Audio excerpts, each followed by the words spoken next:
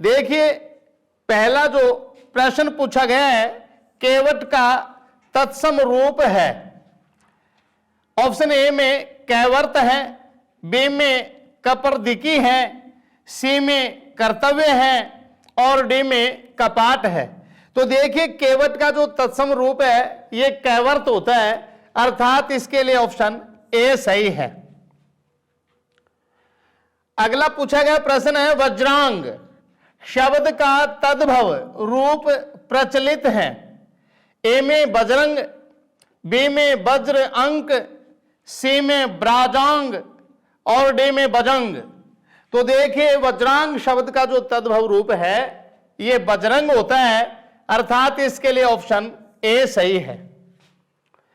अगला है प्रश्न, स्नायु शब्द का तद्भव शब्द है। ऑप्शन ए में नाक दिया गया है, बी में रंध्र दिया गया है, सी में नस दिया गया है और डी में नासिक दिया गया है। तो देखिए स्नायु जो शब्द है इसका तद्भव जो रूप होता है यह नस होता है, अर्थात ऑप्शन इसका सी सही है। अगला दिया गया प्रश्न है, तारीख शब्द है। ऑप्शन ए में देशज, बी में तद्भव, सी में तत्सम और डी में विदेशी। तो देखिए तारीख जो शब्द है यह विदेशी भाषा का शब्द है, तो इसके लिए ऑप्शन हमारा डी सही है। अगला दिया गया प्रश्न है, इनमें से कौन सा शब्द तत्सम नहीं है।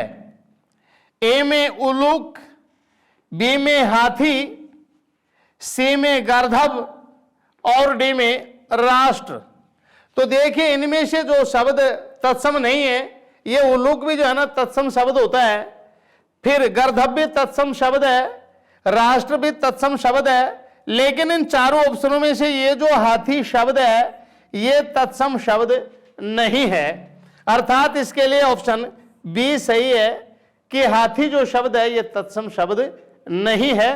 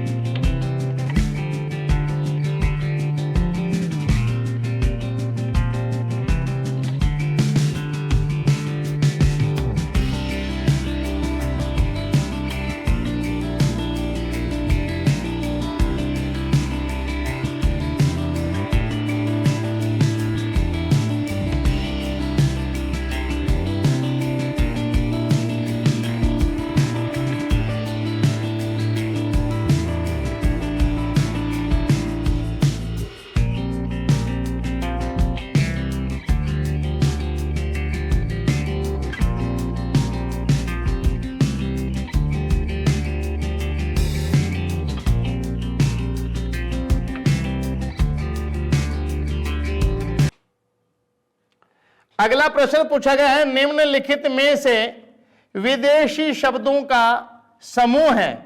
ऑप्शन ए में दिया गया है आदमी, गाड़ी, तांबा, बी में चरम, हिम, सावन, सी में इंजन, जरूरी, रोज और डी में मेघ, नेत्र, जलज।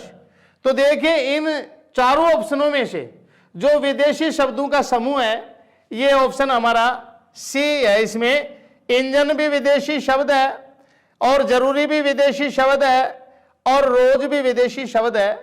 तो ये जो सी ऑप्शन है इसमें ये जो तीनों जो शब्द दिए गए हैं ये विदेशी भाषा के शब्द हैं। अगला प्रश्न है, निम्नलिखित समूह में से तत्सम शब्दों के समूह को लिखिए। ए में दिया गया है क्षुधा, यामिनी, ईर्ष्या, बी में दिया गया है गड़बड़, धब्बा, पेड़, सी में दिया गया है खार, गिद्ध, खीर और डी में दिया गया है इनाम, खिड़की, अलमारी। तो देखिए इन चारों ऑप्शनों में से जो दिए गए जो शब्द सारे जो तत्सम है ये हमारा ऑप्शन ए है। इसमें क्षुधा, यामिनी और ईर्ष्या। तो कहने का मतलब मेरा यह है कि ये जो तीनों वर्ड हैं ये तीनों ही तत्सम शब्द हैं, बाकी इनमें सारे शब्द जो है ना तत्सम नहीं है, कोई तद्भव है तो कोई तत्सम है। तो इसके लिए हमारा ऑप्शन ए सही है। अगला प्रश्न पूछा गया है तत्सम शब्द को लिखिए। ए में काम, बी में अगम, सी में चून और डी में आम्र। तो देखिए इन चारों ऑप्शनों में जो तत्सम शब्द है ये आम्र है, अर्थात आम। आम का जो तत्सम शब्द होता है ये आम्र होता है। इसका मतलब हमारा ऑप्शन डी सही है।